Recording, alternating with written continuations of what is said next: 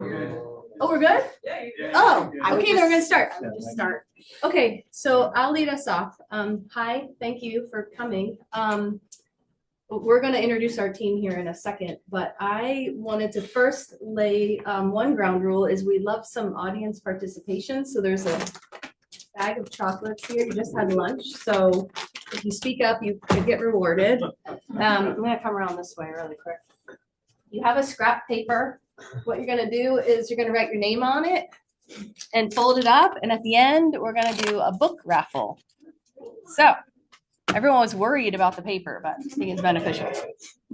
Okay, so, oh, can you, somebody, a couple people in the back. All right, so let's start. We're gonna talk about some economic stuff today, so fun and exciting. And I just want to start first, by talking about, we all of us presenters, we work for American Farmland Trust. AFT is a national nonprofit, does a lot of work in other parts of the country, in particular on easements, does a lot of policy work, but then most recently, where I think our biggest growth is working directly on the ground with farmers, and that's what we all do. So I think as we each get up and give our segment of this talk, folks will introduce themselves, but just really quick, we've got Jenny, Caleb, Max, and Bill, and me. I'm Cheryl, so I'll give my intro. Been at AFT 2.5 years. I've been working with farmers for 20 years now. I do graze cattle, had a stint grazing sheep. And we've been talking on and off at this conference. There's been talk about Ranching for Profit School. I've been twice. And so a lot of the topics that you see here today, some of those are kind of mined a little bit from that curriculum. I feel like I really am passionate about these topics. I think they're really important. And, something I often think about is, no one ever went out of business for buying the wrong color tractor, right? But people did go out of business when they spread themselves too thin or they focused on the wrong things. Okay, so I love this quote. We must believe in luck. How else do we explain the success of our neighbors, right? It's kind of like human nature of oh, why is that person successful? We can explain away their success. You could sit in the keynote today and say, well, the Ponchos are only successful because they're in California, or, oh, they have access to great markets, right? And it's so much easier to do that than to turn the mirror around and look at ourselves and what we could be doing differently or how we could fine tune our own businesses. So we've got a host of topics to go over today, and we only have an hour, right? So many of these topics that you're going to see, they could be their own 1-hour workshop. They could be a half-day workshop. So it's really just to kind of sprinkle some ideas to get you thinking, take it home. You can ruminate on that. And nothing here is meant to be prescriptive to say, no, this is what you should do. It's just to get you thinking. And if your first thought is, no, it's not going to work for me, try to flip that around a little bit and say, how could that maybe work at my place before you dismiss it away? And, if you were at Caitlin's workshop yesterday, she talked a lot about paradigms and what are paradigms. They're our worldview, how we see things. And really, we can challenge those paradigms, right? And when we do that is when we can find opportunities. Okay. So it's a great time of the year, right? Wintertime, to take time to reflect and analyze and plan, right? Do we zoom out and try to think about our businesses and look at the bigger picture? Now, I got criticized because I always use the term 30,000 foot view because that's a typical quote. But then I was told by my colleagues that this plane's not flying at 30,000 feet, so I needed to change it to 10,000 feet. So it seems a little awkward, but you get the idea. Right. And this isn't just because tax time is coming. So, oh, we got to start doing some number crunching. We have to look at our taxes and run the numbers. That's fine. We have to do taxes. But when we look backwards, right, we're looking in the rearview mirror. So we also want to make sure, as we go into 2026, we're driving the car, right? If we're driving the car into 2026, where do we want to be looking? We want to be looking out the front. We want to be looking out the front window and looking ahead. Because if we make a plan now, right, we still have time to course correct. I was on a farm just 2 weeks ago, part of a dairy farm that has a management team, and his banker was there, and they're looking at his numbers from this past year. Doesn't look great. And they said, all right, what's your budget? What's your budget for 2026? And he's like, I don't know, just add 5% to everything. It's like, okay, but if it wasn't working before, is adding 5% gonna just make a not great situation better? Probably not, right? So I think a lot of times people find this process intimidating, right? It can be intimidating, but knowing is power. Okay, let's talk about competitive advantage, right? We all run businesses. We want to be competitive. We want to like stand out from the crowd, right? So before we get into what is a competitive advantage, let's look at what's the opposite of competitive advantage. If you know the answer, you're not allowed to say anything. So I think he might know. Okay, so any thoughts? What would be the opposite of a competitive advantage? If you answer the question, you might get a chocolate or two.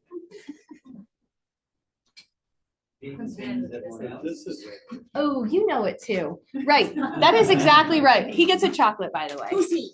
Brian Maloney. Right, because sometimes people say, oh, well, it's having some kind of disadvantage. But really, it's just being like everybody else. Right. And so I actually borrowed this from Kit Farrow, Farrow Cattle Company out in Colorado. And this is, I thought, a great quote he had. He actually was on the Branching Returns podcast. I'd highly recommend listening to that one. It was a whole episode about having competitive advantage in your business. And so one of the things that he talked about was, right, there's a cost advantage. And so in livestock production, what's your biggest cost? Capital, maybe. Okay. You mean You variable mean or? interest? Yeah, like what's your biggest expense? Feed. I mean, if you're talking about Feed, variable, right? it's feed. Yeah. Right. So like you can see a lot of these are tied to that. Like how do we kind of decrease that? Is it, you know, better grazing efficiency of animal? Like we're going to talk a little bit about today about frame size, production per acre, reducing reliance on what we talked a little bit in another session about overheads, which are in traditional business planning called fixed costs, right? But like we don't like the term fixed costs. Why? Because it indicates like you can't do anything about it. Well, we got to challenge those overheads. Okay. So that's one way to do it. Another, you got to be different, right? And if you're someone here who's like a direct marketer, right? This is it, right? What's your unique value proposition to the customer? What sets you apart? Why does someone want to buy your product? Why does someone mail order dry ice Stemple Creek Ranch beef, right? Because they think it's the best, right? So that's one way to stand out. There's another one we won't have time to talk about because it would probably be a whole workshop, is building a business that's based on systems. So, okay. Economics versus finance. Sometimes people use these terms interchangeably. Are they the same thing?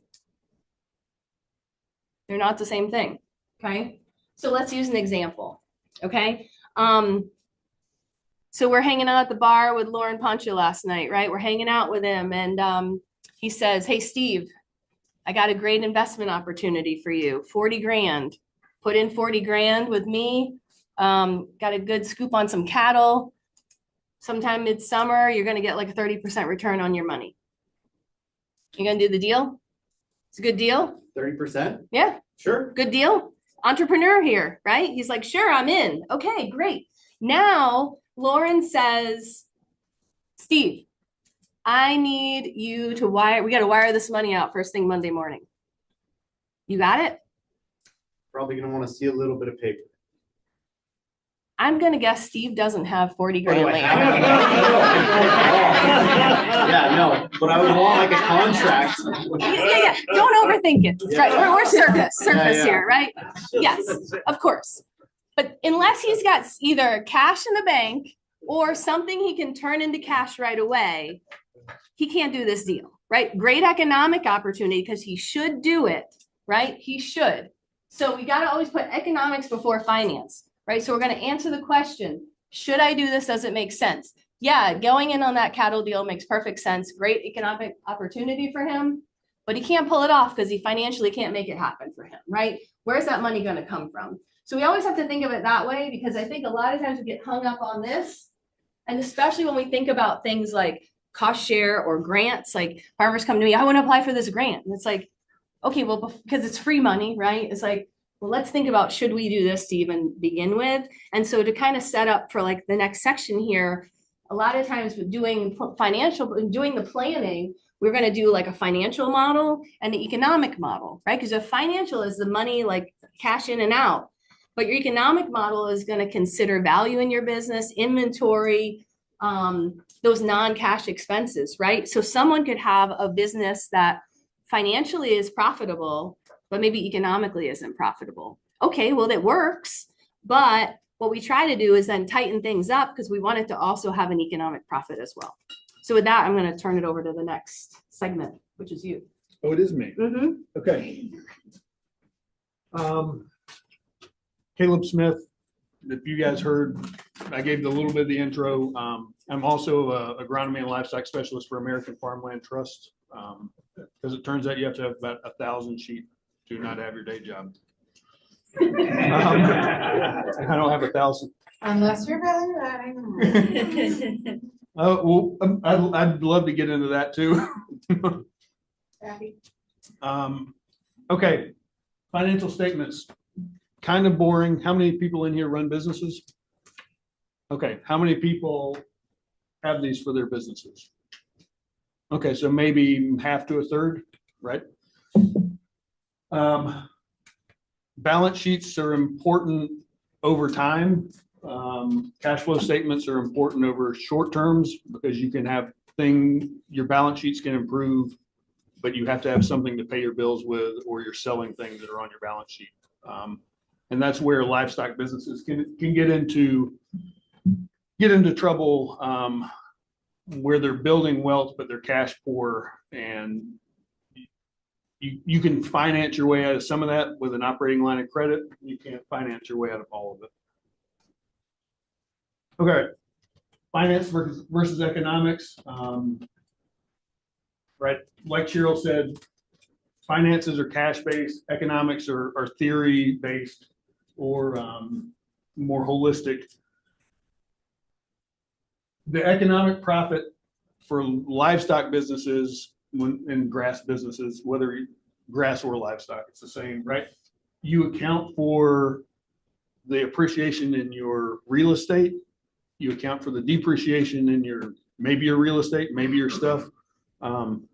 Animals can appreciate, animals can move classes, meaning if you're retaining heifers, right, you're making, presuming you're doing something correctly, you're making money retaining those heifers. They generated no income for you, right? They generated no cash for you, but you still made money with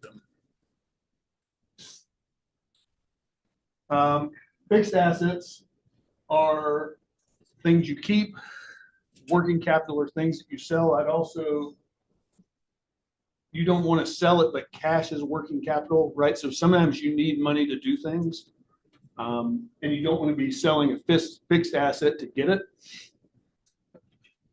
In general, the best livestock businesses have as few fixed assets as they can. And sometimes that's still a lot, but there are a lot of costs associated with owning them, or feeding them or repairing them, that you really want those sort of pared down to a minimum. So looking at opportunities, a commodity business is by definition a break-even business. If that's the case, what makes us special? What can we do differently? And so one thing you want to think about with that is how, are there paradigms you can challenge? Can you do something that nobody else is doing, or that fewer people are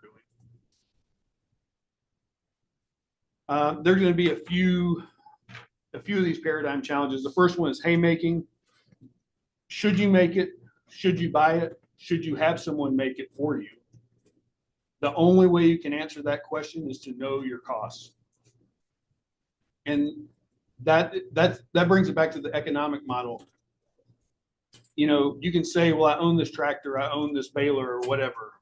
Well, you don't really own that tractor until you put a $50,000 transmission in it. And then tell me that there's not a cost associated with it once it's paid off. So we think all of the stuff becomes much more expensive to keep than any of us expect. And you have to look at your individual situation as far as, do you have feed available from neighbors? Can you can you have someone come make hay on your land if you already have hay land that you like, and maybe there's a certain amount of security in that? I think this year especially, right, people who were buying hay had a real hard time, right, because of the drought, because there was no hay to buy or nothing good. And so there's a certain amount of control if you can maybe give up the hay making, but not give up the hay ground. And you just have to do the math and see what you got for that. All right. Number 2, do you take your feed to the animals, or do you take your animals to the feed? Again, this is all about knowing your costs, knowing how much does it cost to feed an animal stored feed over the winter or over a time where maybe you have a slump and there's drought. Like, what are the costs of feeding stored feed? You have to buy the feed. It's your labor feeding it, and it's your machine time feeding it. And if they're in a barn, it's your time and machine time dealing with the manure. That's often more expensive than we think it actually is. And so it may not be as crazy as you think to go move your animals to stockpiled feed, as long as it's good enough. It's good enough to meet their nutrition requirements. But most people assume, oh, you just put them in the barn and feed hay. Well, there are some other ways if you start thinking outside the box. And number 3 is challenge your overheads. Overheads are also called fixed costs. They're not really fixed because you can change them. Overheads are things like land, labor, machinery. People love to argue about that, but it's the stuff that you would have if no animals were on your farm. It's all the things that would still be there if you produce nothing. Direct costs are costs directly associated with individual units of production, right? Like, you're not buying hay, you're not buying feed if you don't have animals there. But assuming you're still going to have a farm, you're going to have tractors, and you're going to have help is, even though you might not have the help in that situation, the labor, it's really important to think of it, because like in this, you want to maximize the value of that labor, right? If they're good labor, they're not really expendable, and you shouldn't, right? You should be thinking about like they're part of this whole system. How am I doing on time? You give a minute. Oh, do I?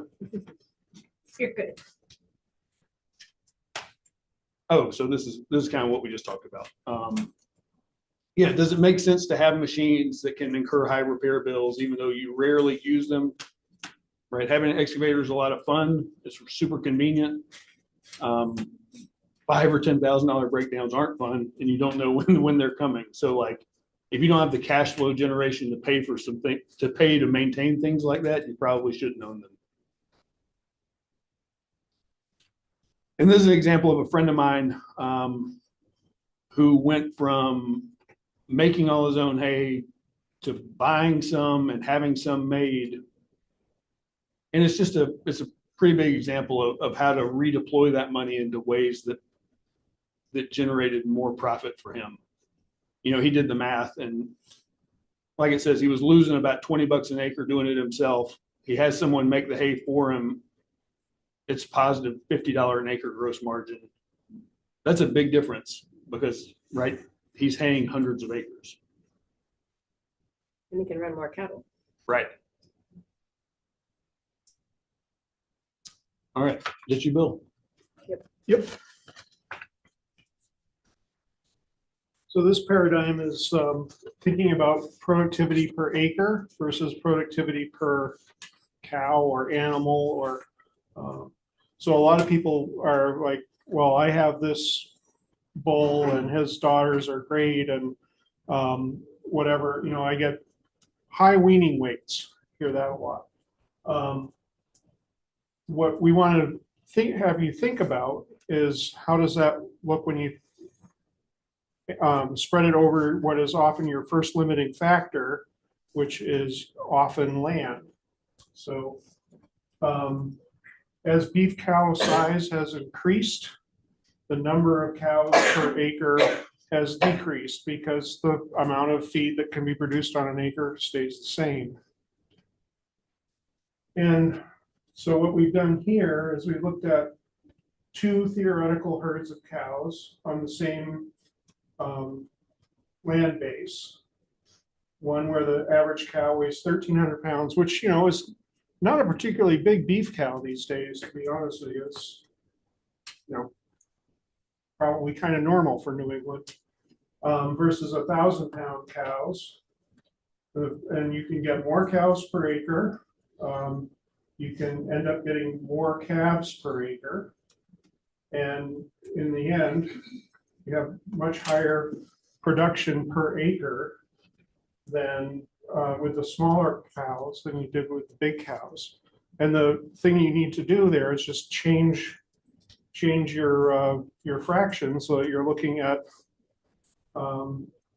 production per acre rather than production per animal. And a lot of this has to do with what kind of animal do you have.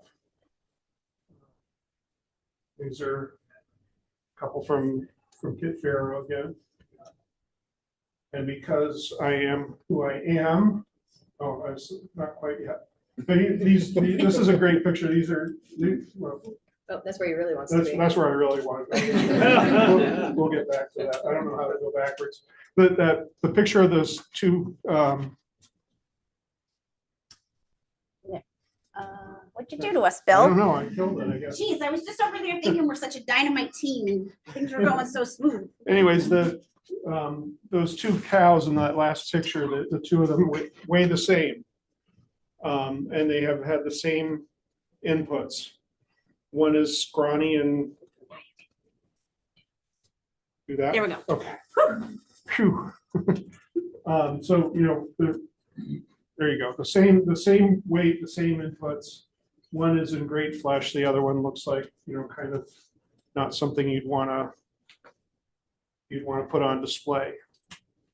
But what about the calves? I mean, maybe the one that's leaner built like crazy and the calves twice as big. But look closer, right? Look at her depth of rib. Look at her legs, right? There's inherently a lot more frame on that animal. Yeah. But you don't know what you're bred to. No, I'm a dairy guy and Yeah. like Well, cows that no, are I get being it. milked. Right. I milked cows for many years, right? But these beef cows are a totally different thing as Yeah. to what's going to survive on that quality forage. And this is the same thing, but with sheep, right? We've got a small pony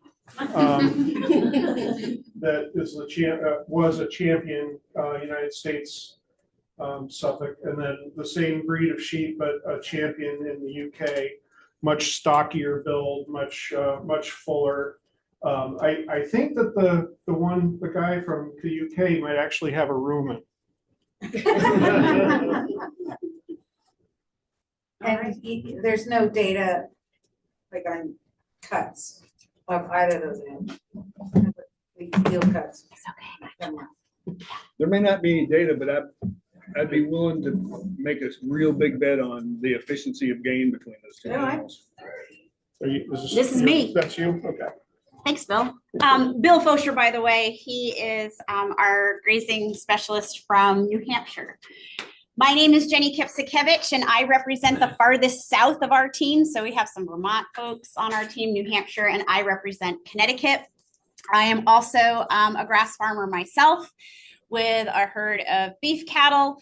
So I just want to reiterate these, refocus us to remind ourselves that these are about the economics on our farm. And while there's no one size fits all, we want farms to be successful, right? And generational. And sometimes that means we have to sit down and have some hard conversations with ourselves. So I'm speaking as a producer, and these slides are very intimate to me because I wrestle with these choices on my own farm.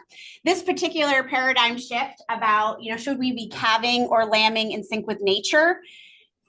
There's this preconceived notion, if I calve earlier, I'll have a bigger calf and I'll get more money and it'll be more economic.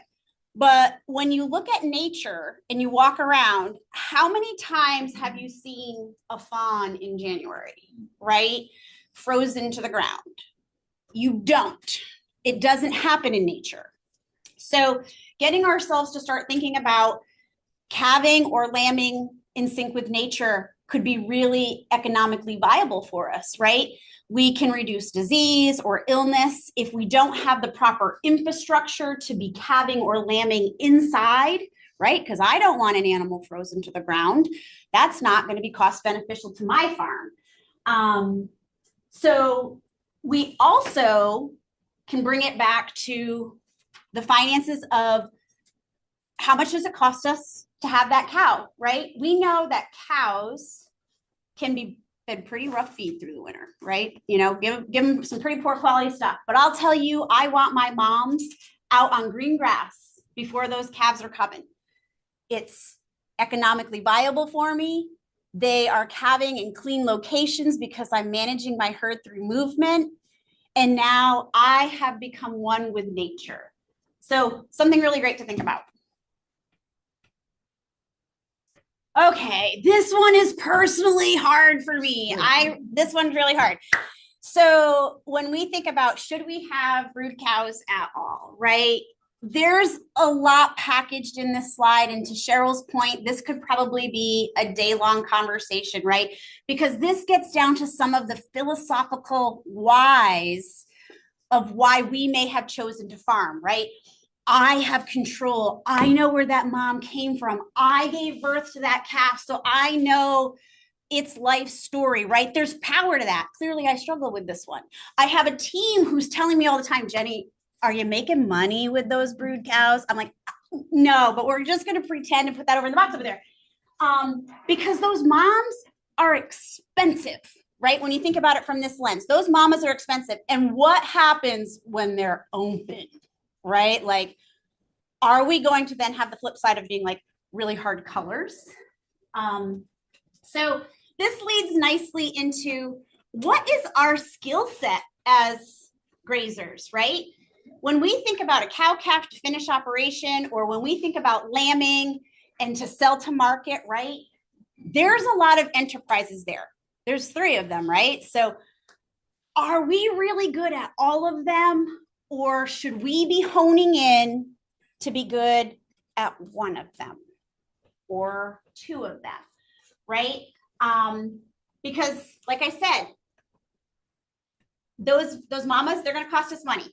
I don't know about you in this room. I have 3 kids who are begging for a vacation, and those mamas mean that I'm grounded. I'm kind of tethered to my farm at how far I can go away. And maybe if I was willing to kind of step outside that box and go, okay, I don't need this control over having my own moms, maybe I can find a really great source for finishing cattle. Maybe they have to be shipped to me. There's all kinds of variables, right? But there are opportunities here. This is about getting us to think about opportunities. There are opportunities where we might be able to make a relationship with a farm down south, or a farm in Pennsylvania, or a farm in Virginia, who has, or maybe even a farm in New York. Heck, there might be someone in this room that can talk to me afterwards about selling me some, stockers or finishers that I can then hone in on. Are my pastures suited for finishing cattle, right? Because that's its own enterprise too. Brings us into this slide. Finishing cattle, super hard, right? If this is your first conference, awesome. I'm glad you're here. Something tells me it's not, and you've heard this message before, right? Finishing grass-fed anything is really variable, right? And if you are not finishing your cattle or your sheep well, that's where you'll get negative criticism, maybe not so great feedback about your product. There's variability in your product. So maybe you want to tailor your pastures for finishing cattle, which is a whole nother topic of conversation about what you can do on your own farm to be a better finisher. Because we all know how animals finish, right? We want to see super fatty deposits on their tail heads. We want to see really flappy briskets. We often associate numbers, so weight or age, with finishing cattle. And that doesn't always translate equally onto a grass-based operation, right? So are you committed to the long haul to making sure that those steers are finishing at proper weights so that your product is consistent and that you get great feedback and those customers keep returning, that's a really critical element. So, you know, some food to chew over here, you know, should you have brood cows at all? Are you a great finisher? Do you like the whole sequence? And I think that leads me to Bill again. You're getting to see this first rodeo in real time, right? This is our first time going on the show, on the road with this show. So please, you know, forgive us. Is that me? Okay. Diversify your income stream, but not necessarily your production. So this is, you know, looking for other opportunities within your farm. You know, we've got the yurt in the sheep pasture. We've got, you know, Airbnbs. We've got a little farm stand on the farm.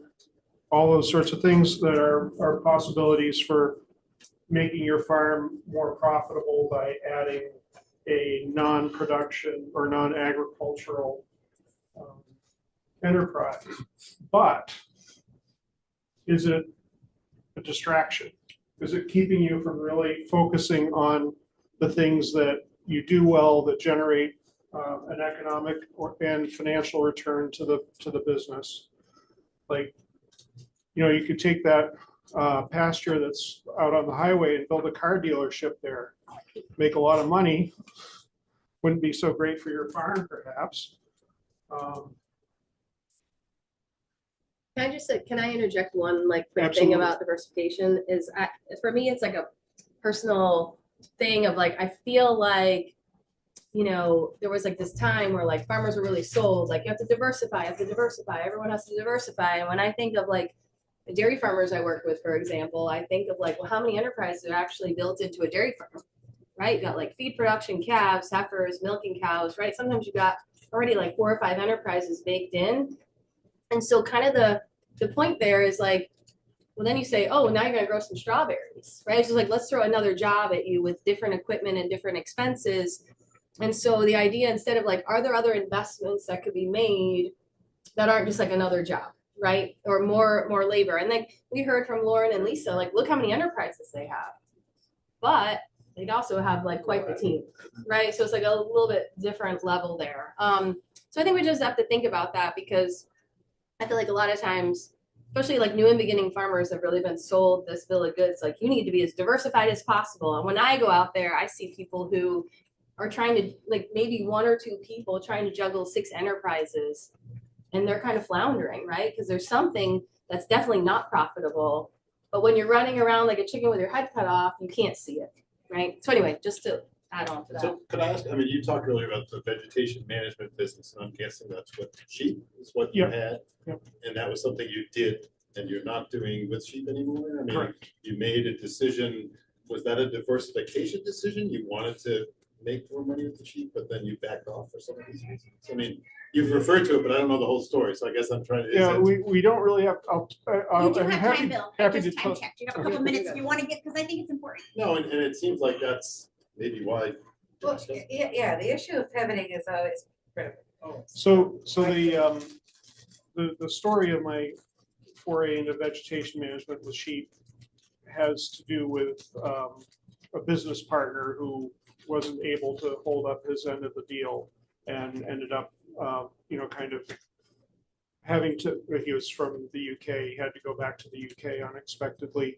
And it was at a stage of the business where I couldn't recover from that. So that's why I got out of the vegetation management business. It was just, like plain old boring, not having a good business plan and a solid agreement with somebody that was a key player in the business. Now, was that separate from the sheep you were raising for meat? I mean, did you No. have like just skinny old wethers raised under the power lines and that you're breeding flocks somewhere else? Or- No, it was, we were trying to do it all. And even before the partnership started to fall apart, I was questioning the wisdom of that, because having to have ewes that were available for a very low nutrition assignment for the whole summer meant that I had to be lambing in late December, early January, so I could get the lambs up to size to be without their mothers by May. So there's like cascading issues there. And we were kind of looking at, well, maybe we get twice as many sheep and we only breed half of them every year. And it was like, there were a lot of things going on there. And I could talk about it for days and you would. No, but it seems like some of these things, some of it's Yeah. opportunities cost, some of it's, you lost a partner that, I don't know, was doing maybe part of the labor or part of something. Yeah. He was part of the labor, he was part of the capital, he was a key player in the business and suddenly wasn't. But yeah, I mean, this question, I mean, I made every one of these mistakes at some point in my farming career and then some. I mean, I didn't draw a paycheck from that vegetation management business for 5 years. I had all kinds of sweat equity, not enough to pay my debts though, right? I didn't consider depreciation. Everything that I owned would eventually need to be replaced, including my business partner. Including your knees and Including- hips. Yeah. And, again, opportunity costs, like, we put a couple $100,000 into that startup and would have been a lot better if we just put it in the S&P 500, to be honest with you. It wouldn't have been as much fun. I mean, here I am telling you this was all fun. And, I see opportunity costs and opportunity rent as very similar. It's hard for me to separate them out, but and then underutilization of capital investment. I mean, we're kind of a classic case of that because we had put a lot of money into getting the thing off the ground, and we were working on getting enough business to justify it. And I think we would have probably gotten there given another few years, but we didn't. So, and then this is I'm really good at this one. Ready? Sunk cost bias is just thinking, well, I can't walk away from this now. I've got to keep, throwing good money after bad, basically.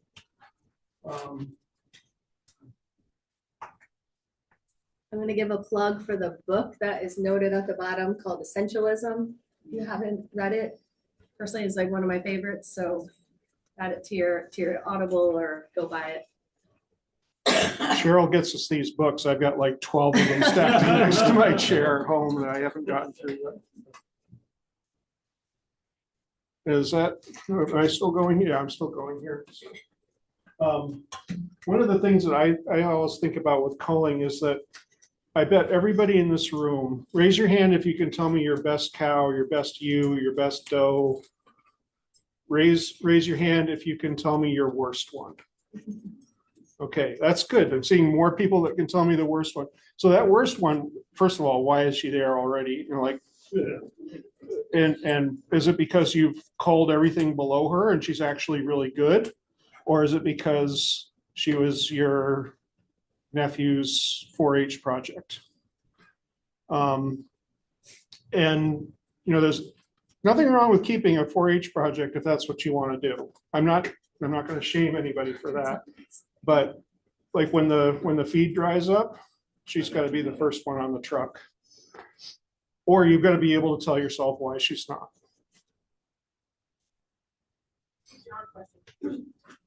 How do you define worst?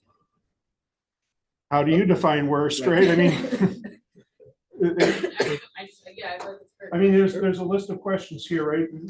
Was she bred in the right breeding window? Is she open? Does she wean offspring? What's the cost of giving her a second chance, or a third, or a 15th? And what's the cost to carry her through the next winter? Like those are all things that I think you should be thinking about when you're deciding whether an animal could stay or go. If I may, Bill, may I ask species? Cattle? Me? Yeah. It didn't matter to me. All right, okay, so I'll just explain to you, I'm a hard color, right? And I'll tell you, my business partner is my husband, and we have very different opinions on what animals stay and what animals go. I think that is also an important discussion. But we pay a lot of attention to genetics on our farm. We have an all AI program. We work really, really hard. And so I now am a hard color, and I look at everything. I also have registered animals with really hard standards at the registration level. And so now I pay attention to udder quality like I've never paid attention to it before.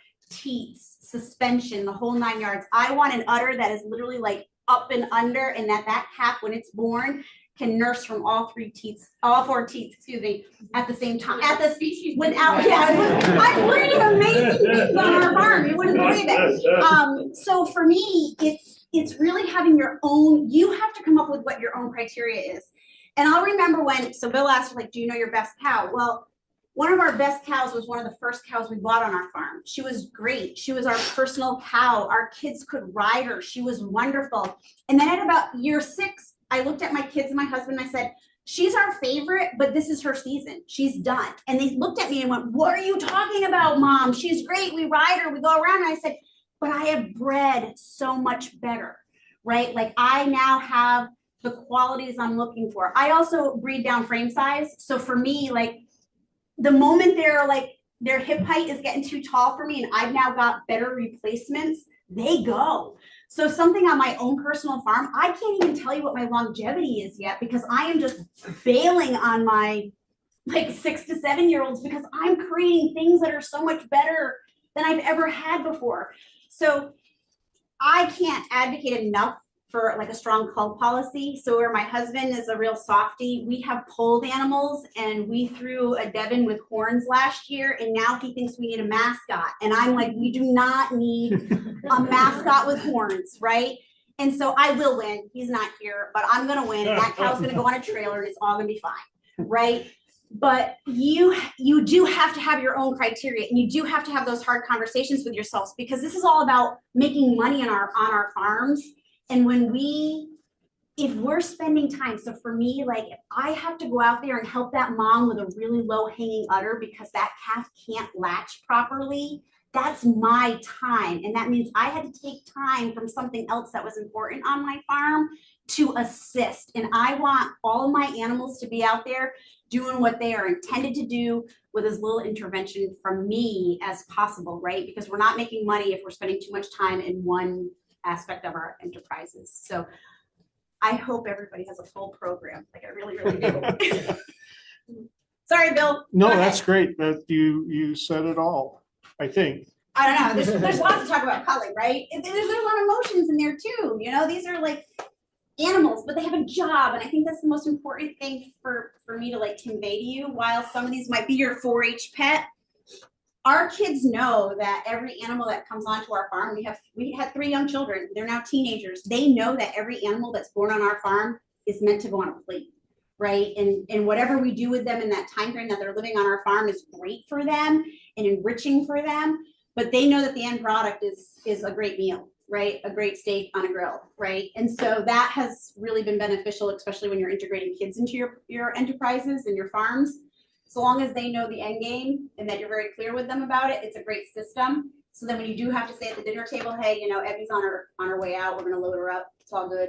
They're fine with it. And then they're fine eating her too, right? Like there's that whole system that it's okay. So cull away, people, cull.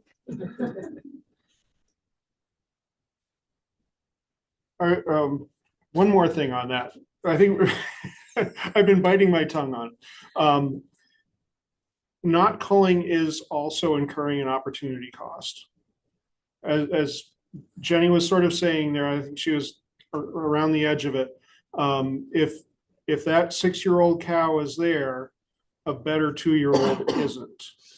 And you know, if you have unlimited land or resources or whatever, then yeah, sure, keep the 6-year-old that everybody loves and that they can ride. But you know, if you're operating on a limited land base, make room for the better ones. Right, or in cattle markets like today, you could handily sell 6 or 7-year-old bred cows and get great money You for bet. them. So it's not like It's always you're an giving them away. opportunity. Yep, always an opportunity.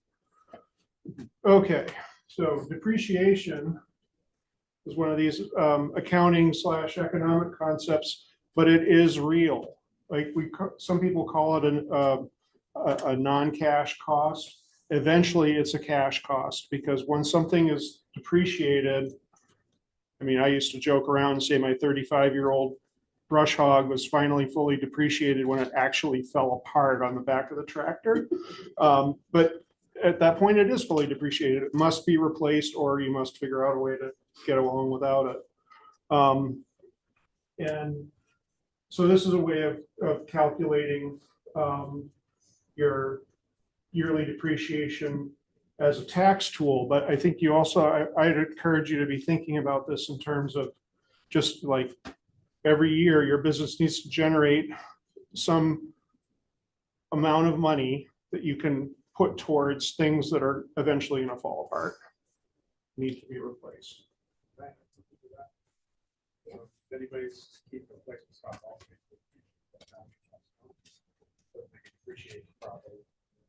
I'm sorry. So anybody keep their own breeding stock, replacement peppers, whatever, keep it appreciate the value of those peppers, those cows, they go through safety life, so you appreciate the profit. Yep, absolutely. So and this is where Max comes in and saves you from more of my silliness. It's nice to come out of the shadows here. Hi, everyone. Max Breitnecker. I'm a farm conservation planner in Western Massachusetts. Been with AFT for about 3 years. Prior to that, I was a dairy farmer and cheese maker. I'm still making cheese, but now we're contract raising cows and sheep. So all of us up here have helped to distribute a decent amount of free money, millions of dollars, honestly, over the past 3 years or so in our respective states. And in my opinion, from a strict financial standpoint, often these programs are sort of difficult to argue. If you put in a fence and you're only paying 30% of the costs, that's great. However, even with cost share money, a farm needs to consider whether it's a good economic decision for the business. As Bill just mentioned, you need to considering depreciation or additional labor costs. Fencing materials, for example, much like concrete, depreciate 90% the moment they're installed functionally. And you're going to have to pay someone often to do installation on things like that, or take time out of your program to do it yourself. Consider ongoing operation and maintenance costs, how to cash flow that. Sort of classic example we see a lot of this is bedding for a pack bedding barn. You know, someone pays for the barn construction, you still have to get a significant quantity of bedding in order to operate it properly. If you're not making that, you divide in, and that's often in the deep winter, which is a pretty slow time for cash flow for a lot of farms. And you have to consider how to pay for the amount of cost share. This is especially important for reimbursement grants like NRCS projects, often, where you have to upfront a significant amount of money to get paid back. Where's that money going to come from? If you have it, is spending it on this going to impact anything more important than the project? And if you don't have it, you're going to take out a loan, business line of credit. What will that cost you? It needs to be figured into your calculation. I'm going to add at the end to just be sure you know and can meet the standards for repayment. This again is something that's especially important for NRCS projects. They're going to hold you to a certain standard, and something we see a lot is not necessarily that you won't get repaid, but that in order to get repaid, you sort of have to go back and redo the project, spending a bunch more money and time you had initially counted. All right, so let's look at a real world example of a pretty big cost shared infrastructure project. This is 35,000 feet of woven wire fencing. It's no small project. Just look at this beautiful forage here. I'm going to embarrass Caleb maybe a little bit by saying this is his place, so you can see the level of management he's in. In this case, they have an NRCS contract for $4.40 a foot. Quoted price from the installer is $5.80. $1.40 a foot per difference. Now, if someone were to say, do you want an amazing fence for $1.40 a foot? You'd probably say, yeah, of course. But still, at this scale, it's going to be close to a $50,000 cost for the farm that they're going to be paying to put in this project.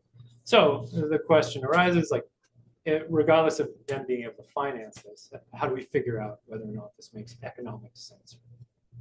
Well, we have to determine the value of that fence to the farm. I would say, an obvious example of improved fencing infrastructure is you're going to have better handling and stockmanship.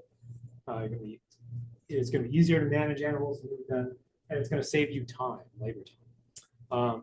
Actually, can I write some things down here? Try to get some numbers. So let's I was trying to put a value to this. Say it saves just an hour a day which is, I think, maybe conservative, but it's possible.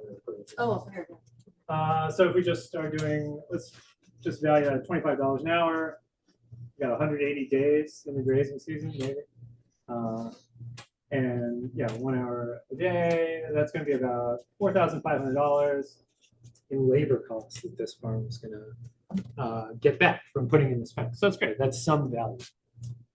If you're the one doing the job, if you're hiring a kid to do that job, they're gonna stretch out another 3 hours. Sure, yeah, it may cost more to hire someone else. Oh, yeah. And even like a value, you know, if we use Cowboy's example, valuing his hour at $25 is quite low, honestly. Absolutely. But just for the sake.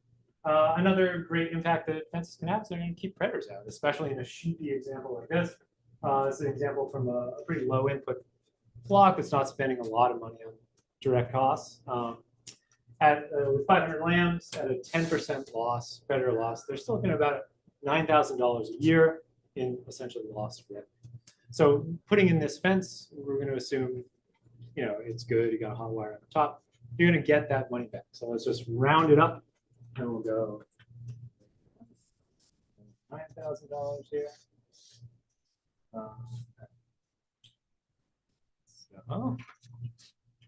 So we're going to use these numbers to try to figure out the ROI, or return on investment, on this particular fencing project. This is something that, if you can, should be considered in every major economic decision, and maybe even in some minor ones too. The ROI is the net profit to the farm, which is the value of the investment minus its cost, divided by the cost, times 100 gives you the percent ROI. Now, you can do this over any period of years. It's just wise to sort of, I think, to match the period to the thing in question you're investing in. So for fence, we'd say 10 years is sort of a unit of time in fence life. So if we were looking at our numbers here, this is the only number I do. So we're looking at about $13,500 a season over 10 seasons, 135,000, right? Minus the cost, which in this case, we're just going to put at the cost of the installation of the fence, so 50,000, gives us 85,000. We're going to divide that by the cost, 50. And that is going to give us 1.7. And times 100 gives us the percent ROI. It's 170% ROI over 10 years. It's pretty good. That seems like something that would be worth it, as long as you can finance the initial installation. However, if we change the value of the investment to the farm, and more importantly, maybe if we change the scale of this operation a little bit, the ROI can change pretty significantly. Like if it's only saving half an hour a day, and this farm only has 100 lambs, so they're only losing 10. Here, let's put the numbers here. Half an hour a day would be 2,250 a season. 10 lambs, 1,750. So we're looking at about $4,000 a year in savings times 10 years is 40,000. 40,000 minus 50,000, negative 10,000 divided by 50,000. Looking at about negative 20% ROI, just simply from changing those numbers. And if it's keeping the deer out and you're got Sure. some risk Sure. management for Lyme and for Yep. meningeal worm. Yeah, and so you can go as in depth with the value. Depends of on your this assumption. as you want. If you want to add in, Right. say, forage, if he was going to increase his stocking rate by adding this fence in, you could do some of the calculations like were done yesterday to see how many more animal units you get on this land. So however you want to do it. And so even with like a negative 20% ROI, it might not be worth it, but it still may be worth it to you. But figuring out the ROI helps you get a sense of what you're getting for what you're spending. Examples at the bottom here are things that often have a pretty negative ROI, even with cost share. One-to-one match grants where you're spending a bunch of money you have to. Buried water pipeline, like that may or may not save you that much time. And as we said, a lot of fence for a few animals. It's sort of hard to really get a good value number for things like that. But then again, you know, as I said, it still may be worth it to you, but running these numbers helps you really make an informed choice of it. And all right, here's an example from one of Cheryl's clients about how considering value, cost, and ROI can sort of help change agricultural and frankly, just psychic habits. The habit in this case is making hay from free land, right? And the psychic habit is a sense of scarcity and a consequent difficulty saying no to free things. I personally have felt this myself as a farmer, and I've seen how much more acutely it seems to be felt by older generations, for good reason too. But sometimes it can lead you to just doing things that don't make sense when you're actually penciling out. In this case, so the fields are pretty far away. He's got to mobilize a lot of stuff to get there. Not very good quality. He's getting there late, so it's all stemmy. And so what he ends up is with his bales like this that he just has to use for bedding, basically, because they're not feedable per se. And through Cheryl's help, they're able to look at value cost ROI. Turns out they're spending about $40 a bale to make this bedding hay, all told. And so the question arises, could you just buy bedding hay for cheaper than that? And yeah, probably. Maybe for half that. And not to mention all the time and sort of effort that frees up that he can put into other things, perhaps they're profitable. In this case, they didn't want to swear off free hay, so they developed some criteria that would guarantee that the ROI was positive. Namely that it was within a few miles of a certain size, so you get economy of scale, 10 acres or whatever you want, and that the stand quality was sufficient that it would be acceptable as feed. Like dealing with the ROI helps you to develop these criteria to be able to say, if it's not all these things, then it's not going to be worth it. And if it is, then it is worth it.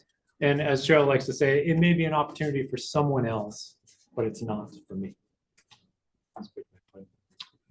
All right, so all these things we've been talking about count as working on the business.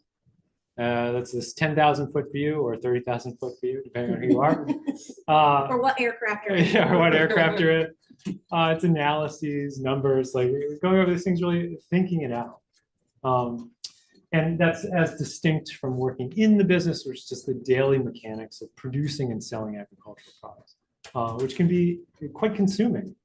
Like most farms spend most of their time working in the business. Again, for good reason. It's a very insistent thing. But here are examples of things that are count as working on the business that are good to know. Like, what's your cost of production? Caleb said, for every unit of thing you make, a pound of beef, a bale of hay, or whatever, how much are you spending to do that? Have you evaluated and challenged direct costs and overheads, like we were talking about earlier? Are you profitable? Do you have money left over after living your life at the end of a year? Good question. Does the operation cash flow? Do you have enough cash when you need it? And if not, can you change that? Deadwood, we mentioned things you can take out. What's your 2026 projection? Like, what do you expect to happen? And can each enterprise stand on its own? Or, as we see a lot, are parts of what you're doing subsidizing other parts? And if so, is it worth keeping to do those things that you're paying to do, basically? And the answer is to all these things, it's never the same, and there may be different interpretations that you take from this for your own farm. But it's really important to spend time doing this work on the business. And I think that if there was something that we would ask from you out of this hour, just for you to pick one of these things that you don't know and try to figure it out. Because spending this time doing work on the business can really make all the difference between informed choices and just sort of the variable luck that we all have. And I think maybe you wanted to. Guys, we want to make sure Official. everyone has a Did scrap everybody paper. get scrap paper? If you haven't, show me your hand. If you did, make sure your name's on it, fold it in half, and then pass it to the outside rows. What are we doing with? Name, Yeah, just write your your name name on and hold here. it up. Name and folder. Right. So kind of to finish this off, I think Max gave a great summary of this. And so if you were here last night, you heard Lauren talk about this. He was talking about working on the business and the difference between working in the business, that's your like $10 an hour, $20 an hour jobs, right? Working on the business, this is your $100 an hour, $200 an hour work, right? This is your CEO time, right? So it's really critical And so what the problem is it takes real discipline. I was actually on the phone the other day before coming here with a farmer in Massachusetts, a beef producer, and he just retired from the Navy. And he's like, you know, Cheryl, he's like, I feel like I should have had all this more time to do this stuff and I don't have the time. I said, what are you talking about? You're a military guy. You love discipline and structure. He's like, that's forced discipline and structure. This is self-directed. This is a problem, right? So what we find is sometimes if people can say like a consistent meeting time, like even if you shoot for once a month, right? It's a habit. It's like setting up a habit to be able to say, okay, every first Wednesday from 10 to 12, I'm not gonna look at email, I'm not gonna look at the phone, I'm gonna pick something, right, to focus on in my business. And it's about setting up habits, right? And habits are hard to stick with. They're really challenging to stick with, which why lots of New Year's resolutions, they fail, right? And so I recently was like revisiting this book, I don't know if people have read this, Atomic Habits. And one of the things he talks about in this book is that for a habit to stick, we need to set up a system. We got to put a system in place to make it easy to be able to do the thing. So, do we collect the We things? do, we have the Would you like things. to pull out Sure two thing. names? All right, this is totally random, folks. So thanks for choosing our session as perhaps something that your farm can benefit from. So Christina. Okay. Okay, I'll say it totally random, not looking. All right. And Calvin. All right. Tell us all the new habits you've got. Does anyone have questions? I think we're at time, but there's a break for about 15 minutes. So if people want to either ask questions or if you want to hang around a little bit and we are happy to chat. Really quick, that's who we are. There are Yes. cards up here and in the back of the room. If you are intrigued by what we can offer to your farm or ranch, these are some of the topics that we can cover and then some. This is all on farm and free services to you because we really value you being successful on your own operation. So. Yeah, and I really want to stress that this is completely free to livestock farmers. So we can help you figure these things out. If you need help working on, we can help you with agronomic things like grazing and seeding. And we can help you evaluate and apply for grants, which is kind of a big deal. This is all through the good graces of American Farmland Trust, who has paid us to just be of service to New England livestock farms. How come Maine isn't on that list? Yeah, we don't have names. For Maine, I'm asking. Too far away. Yeah. Is it not, you don't serve Maine? Not We don't go yet. to Maine, yeah, we don't. Not And I don't know exactly why. Yeah. I think it's just too far away. Maybe coming soon? Fix that, please. We're working on it. Yeah. Okay, it's Okay. in the works. You're the fifth, sixth, or seventh person to ask us to add names. I will say, Rhode Island is brandy new to our list of service areas. So I don't know if there's any Rhode Island folk in here, but that's very exciting for us. And so American Farmland Trust works really hard to take the money that they have and put it to where it's needed. So we appreciate everybody's desire for us to head to Maine. So thank you. I gotta say, I'll answer a phone call from a 207 area code.